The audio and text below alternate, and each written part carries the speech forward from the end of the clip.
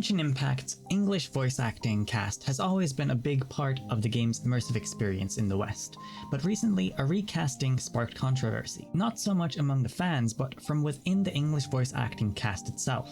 Today we are breaking down the drama, the SAG-AFTRA strike's role in this, and why some union voice actors are attacking both the Genshin fanbase and fellow voice actors, leaving fans in shock. Stick around, because this story has layers.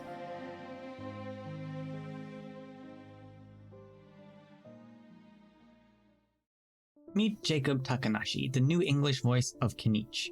His announcement of joining the English Genshin Impact voice cast was met with a warm welcome from fans, receiving 31,000 likes and 6 million views in a matter of days.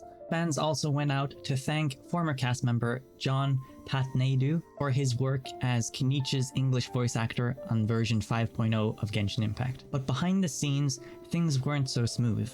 John was surprised by the news of his replacement in the version 5.5 update to Genshin Impact. The recasting happened due to the current ongoing SAG-AFTRA strike taking place across the United States. While John isn't officially part of the union strike, he was striking in solidarity for protection rights against AI-generated voices. As upsetting as the news may be, he hopes to be invited back as a voice actor for the game once the strike concludes. However, there doesn't seem to be a light in the end of the tunnel just yet. For nearly 9 months now, the SAG-AFTRA, short for Screen Actors Guild, and American Federation of TV and Radio Artists have been striking against game studios and entertainment media, demanding protection against AI replicating voices without their consent. Hoyoverse, as well as many more studios, haven't signed the union's interim agreement, leading some voice actors to withhold work. On the surface, the strike may be about generative AI protection rights, but when you start to peel back the layers, things start to get messy.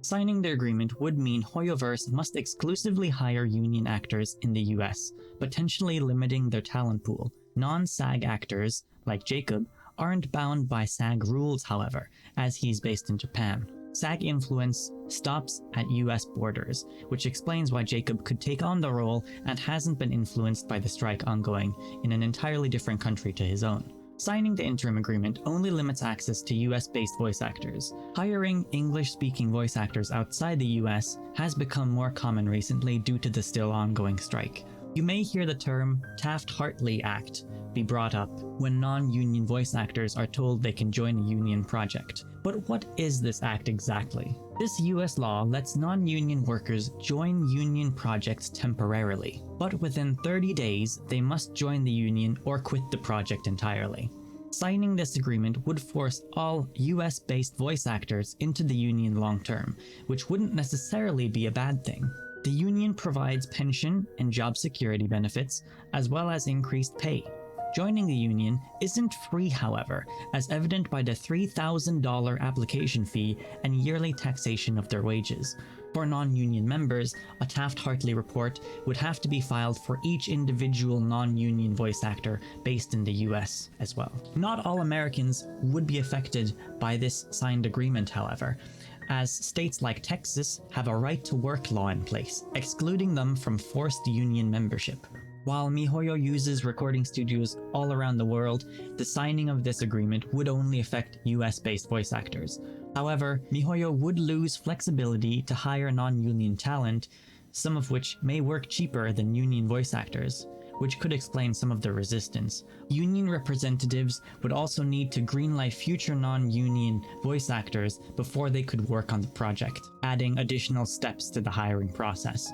Despite Genshin having union voice actors, it has never been a union-sanctioned project, meaning union members working on Genshin has been frowned upon by the union itself, but has been largely ignored up until the strike began. Signing this agreement would turn Genshin into an official union project, potentially costing some of its non-union voice actors a hefty union fee to continue working on Genshin Impact.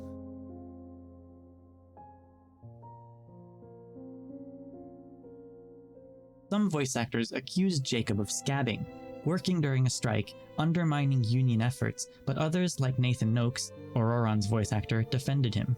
Are voice actors around the world expected to all strike in unison with Americans for the benefit of an American-focused union? Especially when places like the European Union, China, and Japan have already started taking steps towards protecting individuals from generative AI infringement. It sure seems that way based on the words of these US-based voice actors.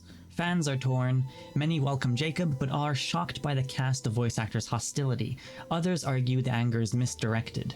Should studios like MiHoYo be the focus, or are the Screen Actors Guild trying to benefit off of the AI debate to gain more control? Voice actors are stuck between principles and paychecks. Corina, the English voice actor of Paimon, admitted she can't strike or quit working due to medical bills and disability, but that doesn't stop her from calling out Jacob for taking a striking actor's role. The hypocrisy isn't lost on the fans of the game, whom have been calling her out on social media. So, where does this leave us? The situation raises some tough questions. Should studios like MiHoYo sign the SAG agreement? Are the voice actors' attacks justified, or is the anger misplaced? This strike has been going on for 9 months now, with no signs of stopping. Recasting may become more common if the union's demands of monopolization aren't loosened. All that can be done currently is act civil and champion what you believe is right, without sending snarky remarks to anyone you may disagree with. Treat others the way you want to be treated. Drop your thoughts below. Do you side with the union voice actors? And should voice actors outside the US be allowed to work at the moment? If you found this breakdown insightful, don't forget to like and subscribe. And thanks for watching.